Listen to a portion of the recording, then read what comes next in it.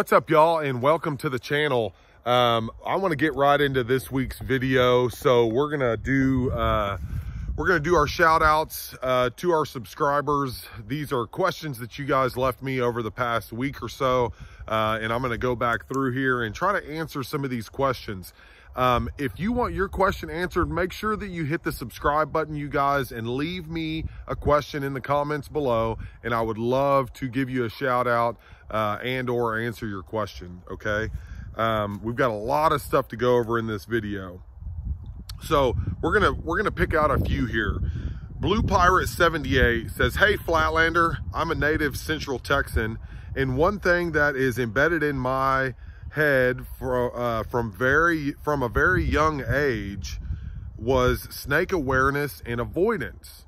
So this is a very good topic because, you guys, I run into snakes all the time. I ran into rattlesnake in December.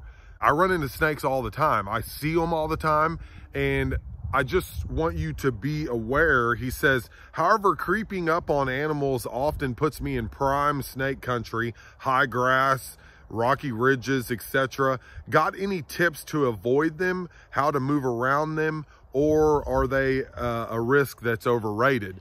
So me personally, I think the chances of you coming up on a snake and basically getting bit by that snake, you know, just right off, you know, just walking down or walking through the woods, I don't think is very likely. However, we are trained, it is embedded in our DNA to look out for snakes. So I think that's always kind of on your mind when you're going through the woods.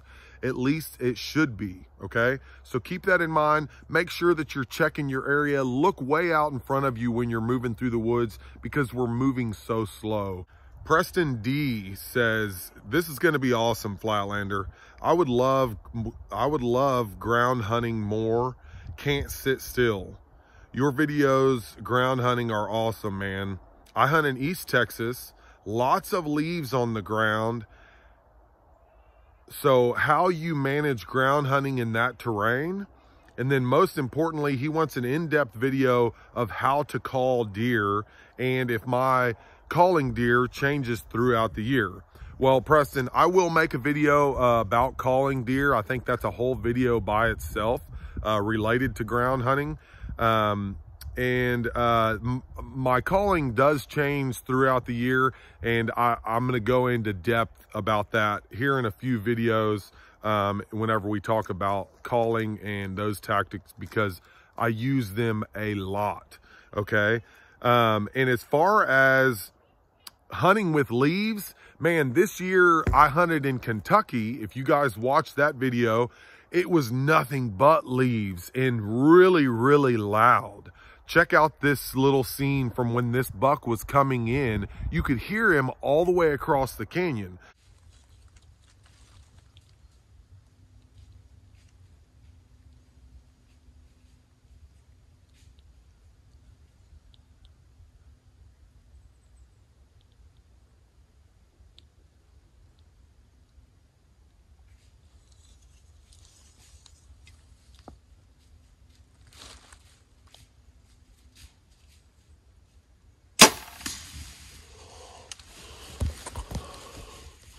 So the way you move through the woods is very important. So here's what I want you to think about. There's nothing out there that sounds like a human, but a human walking through the woods. It's that pace, okay? Listen.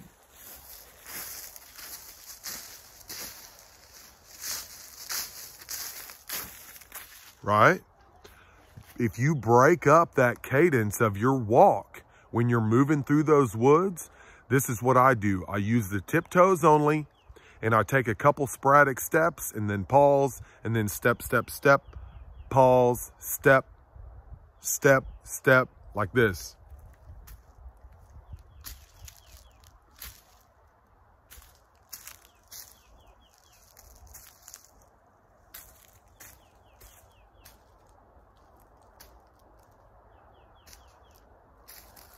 Can you see the difference? Okay, so Daniel Smith says, "I know you're in Texas and a lot of places you ground hunt are wide open. That's not necessarily true, man.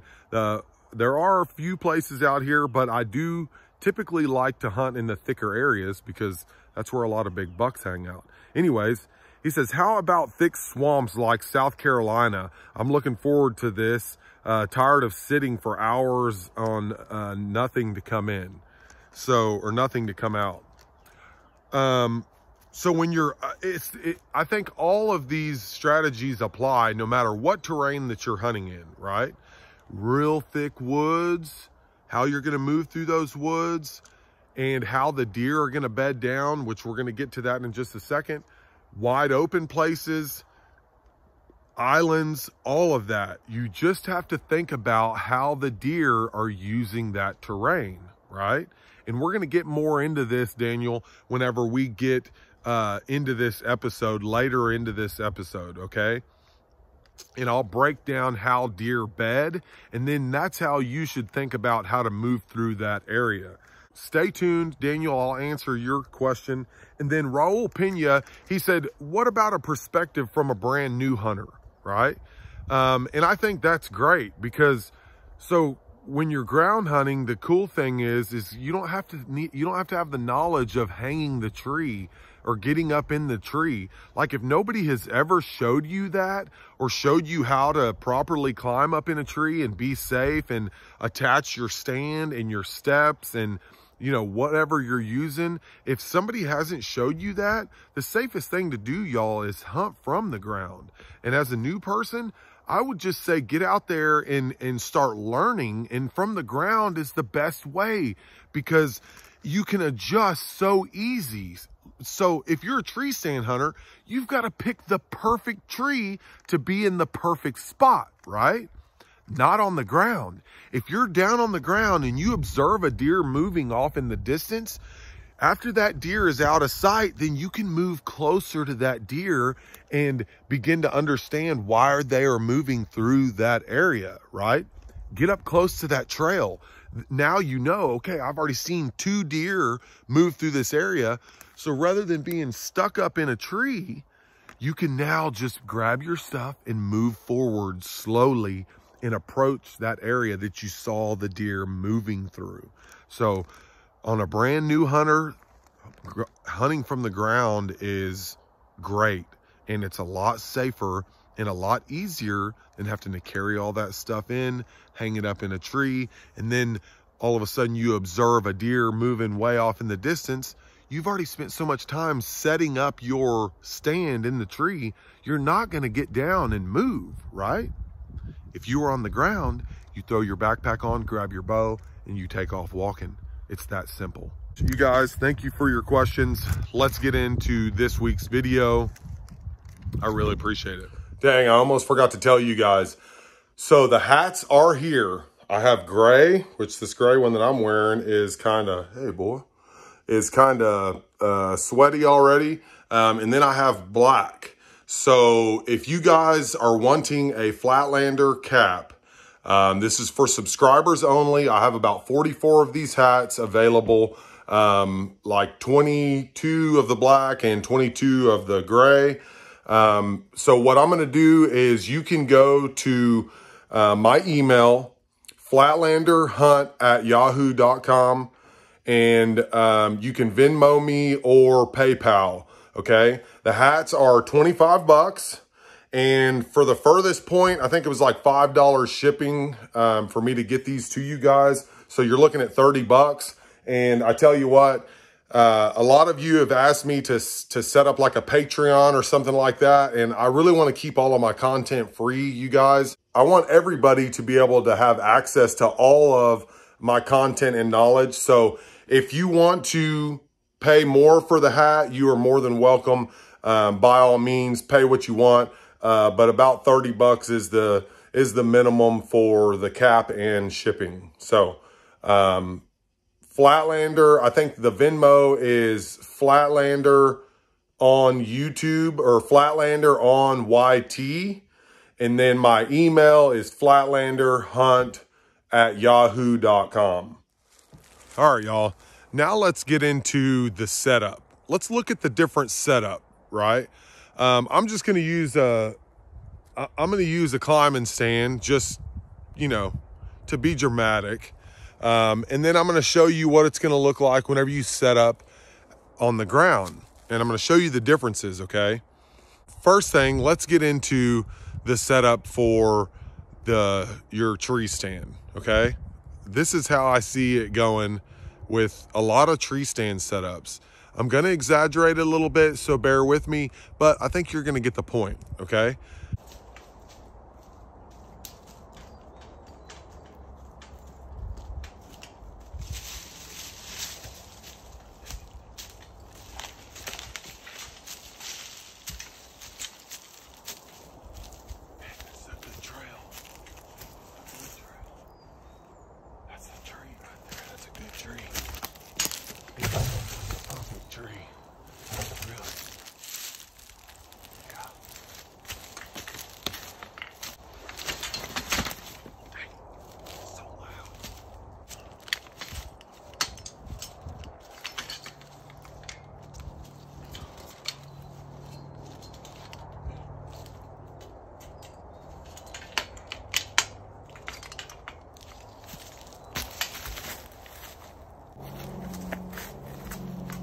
Hope that's safe.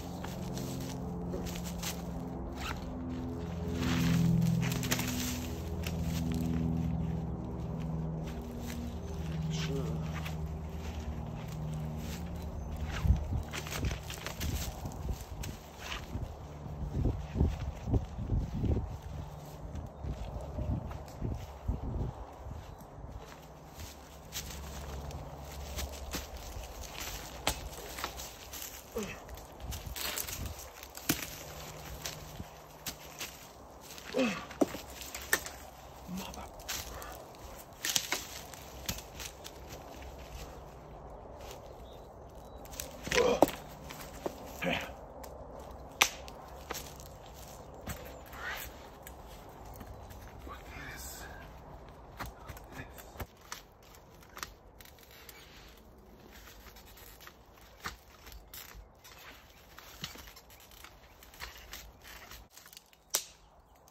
Dang. I thought this was the perfect tree. Now I can't see nothing like I could down there. I don't see. I need this cut. This has got to get cut. Oh, I left my backpack on.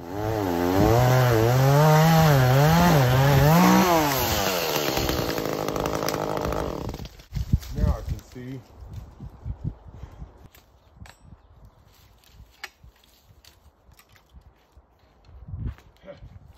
Got it.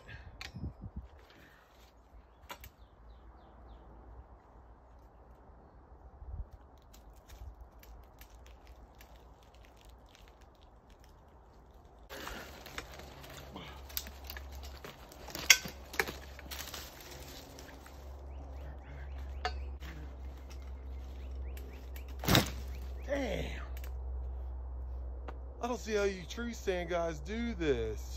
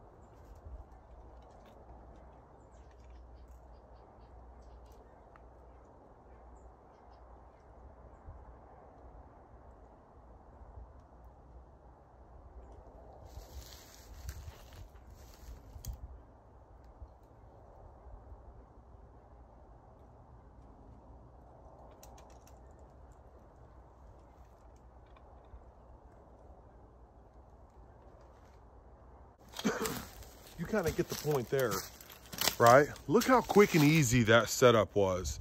Within seconds, y'all, I'm on the ground, I'm set up, I've got a tree or a backdrop behind me, right? First thing that I did whenever I walked in to the spot that I liked is I checked the wind, right? Same thing whenever you're tree stand hunting, but this, I'm gonna set up, I've got a trail running this way, and then I've got another trail that's intersecting it right here, and I love the way this little setup is. Let's just say I might wanna just sit here for a couple of hours. If I don't see anything, then I have the ability to get up and move and change locations and move through the woods very quietly and possibly gain a better setup within just, you know, a little ways, only moving maybe 100 yards or so at a time, and then do another setup, sit down. The good thing about deer is they usually get up and move and feed and do little stuff every couple of hours. So if you're paying attention, you should be able to spot those deer, or you should be able to catch them in transition as you're learning the area or whatnot. But always keep in mind of the wind, and try to set up with the wind in your face in an ambush situation like this, and always have a good backdrop. If you could tell, I probably blended in pretty good with my surroundings right here once I got my face mask and everything on. Now let's go into the ground setup a little bit deeper, okay? I wanna show you what I am doing or what I'm looking for, okay? Okay, y'all, let's go into this ground setup right here, okay? Most of the times whenever I get to an area, I take my backpack and my bow off. I always have a little seat pad like this. This is off of a kayak. I just fold it up and put it in my pack. Whenever I find my spot, I'll usually clear out a little bit of ground. And this is good because it makes it sound like there's a buck making a scrape or a rub, okay? And I don't worry about moving sticks around and making a little bit of noise. Those animals hear noises all the time, all day long, from all different kinds of animals, okay? Clear my spot out, right? I set my pad down kind of where I'm gonna be sitting, because a lot of times you wanna be as comfortable as you can. But if you don't practice shooting off of your butt on the ground, this could be very difficult, okay? So this is something that you need to think about, all right? Next thing is I put my backpack right here in front of me, okay? Right here. This is where my bow is gonna sit. My bow is gonna be locked and loaded and ready to go at all times. Before I get comfortable, I go ahead and I knock an arrow, okay? I set my bow down. That's the next thing that I do, because if for some reason, if something crazy happens, like a deer comes walking by, I wanna be ready to be able to shoot at all times, okay? A lot of times I will sit down, I'll check my spot. You know, if it's too comfortable, I don't necessarily like that because I'll fall asleep. I usually like to sit kind of like this, and then I'll switch my seating back and forth all the time. Now, after my bow is set on my backpack and I'm set up and I'm set comfortably, then I want to check my range, okay? I want to go around everywhere that I think something's going to come by.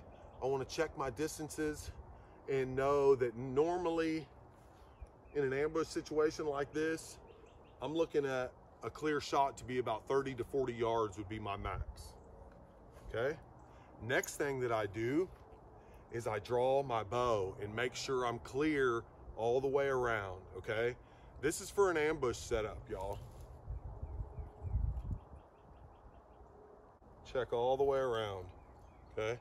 Oh, right there I get contact. So about right here is about as far to my left as I can go, unless I go up and over, and then I have this tree in the way. So I know that's about my distance. I can shoot right here, probably 160 degrees is what I can shoot, which is great. And I can always prop up on my knees, because a lot of times whenever I'm hunting on the ground, if nothing's happening, a lot of times I'll stand up just like this, got everything cleared out. I'll just lean up against my tree or whatever I'm on, and then I'm gonna glass and check the whole area. I'm constantly looking for movement or you know, deer moving my way or something like that. All right, so up next is this week's knowledge bomb. How deer bed. We're gonna get into that right now. Okay, y'all, very, very important step here. The way deer bed and understanding the way deer bed, okay? So I'm gonna give you this little bit of information, okay? So every time that a buck beds down or a doe or anything, even when they're feeding, almost always they will have the wind at their back, okay? The reason for this is because they use their nose to detect anything that comes up from behind them, along with their ears, okay? And at the same time, they're using their eyes to look everything out in front of them, probably 180 degrees, right? Sometimes even more. They'll look this way, and then they'll look this way while they're bedded down. It's very important for whenever you're moving through an area, you want to keep in mind of which way a deer could be facing. And you know that just by getting a judgment of the wind, okay? So let's look at this real quick. So let's say here is our deer, right? He's bedded down, pretty good buck. Try to draw a deer here, kind of a half-assed deer, right? He's laying here, and the wind always is going to be coming at his back one way or the other, either directly like this, or a lot of times it's kind of quartering to like this. Okay, can you see that? Now, why this is important is because if you are walking through an area and you know which way the wind is blowing, right? Let's say this is our area. This is our piece of public land, right? And the access point is right over here. You park your truck right here. Shitty looking truck, but you get the idea, okay? And the normal trail that goes into this place is like this, right? Oh, that marker ain't even working.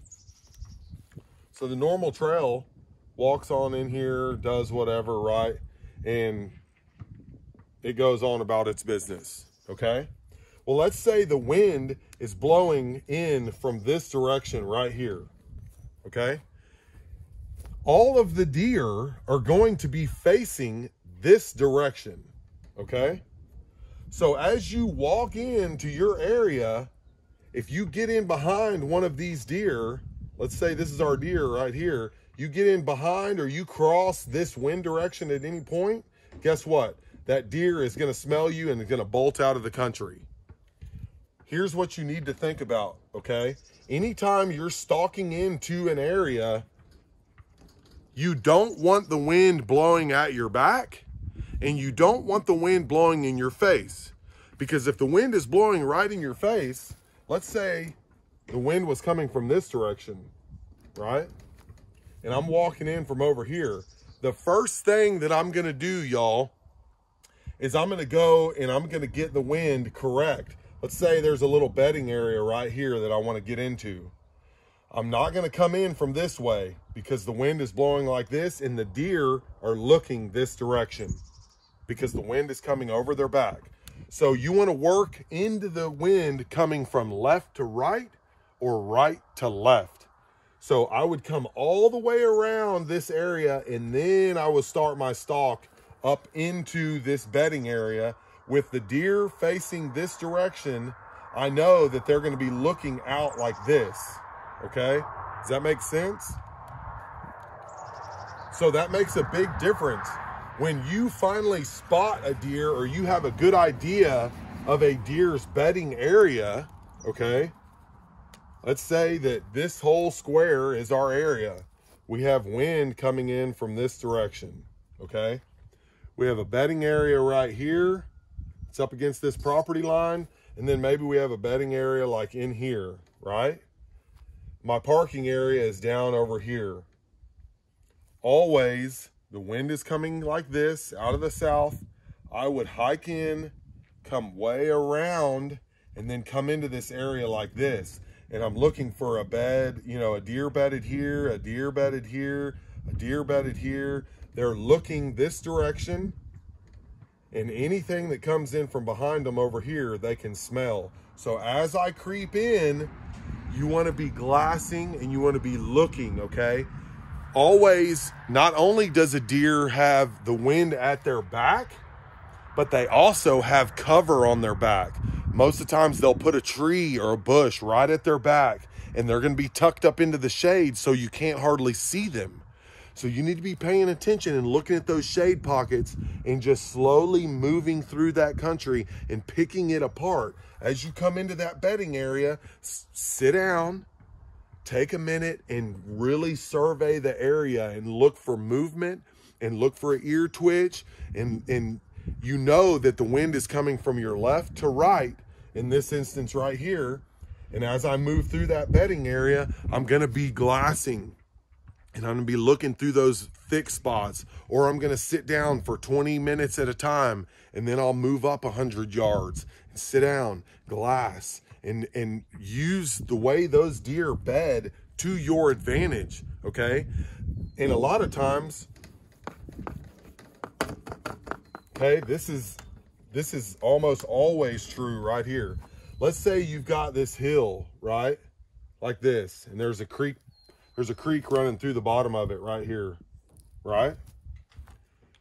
And the wind is blowing like this right here. It's coming over the top of this hill like this. That's our wind.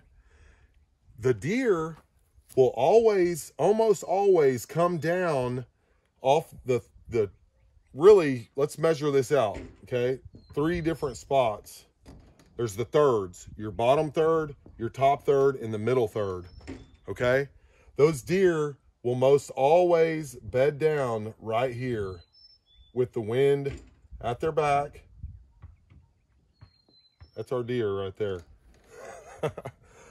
So whenever I'm coming in, I'm going to come in from this direction right here. I'm going to side hill around, okay, and try to get a vantage point to where I'm either coming in. So let's say that this is topographical, right? Here's our hill, right? And I think that buck is bedded right here on this upper third. I'm gonna come around this hill like this, you guys. I'm not gonna come up from the bottom because they will almost always spot you. They're looking at this direction right here. If the wind is coming at their back, okay, they're going to be looking this direction, in this direction, in this direction. So I want to come in a side hill like that. All right. Guys, I really do appreciate y'all, all the comments that you leave, all of that good stuff. Go to Flatlanderhunt@yahoo.com if you want to order your caps. I hope this helps you out. Let me know in the comments below. I will pick a few of these questions that you guys leave for me to answer on next week's episode, on episode 3, where we're going to cover a different step of this ground hunting. So thank you very much. Leave me a thumbs up. Make sure you hit the subscribe button if you're brand new, and let me know what you think about this video. And I really hope it helps you guys out. This week, I really want you to go practice. Go practice. I still think you need to be practicing the bubble, and you need to be out there scouting, guys. This is how you scout, okay? Get out there in the woods, and when you see deer or deer sign, make note of it. If you see deer, go see why those deer were there. You are hunting deer right now without a weapon. That's what scouting is. And then you're downloading all of that information that you can get while you scout. Good luck. I hope this helps. Thanks.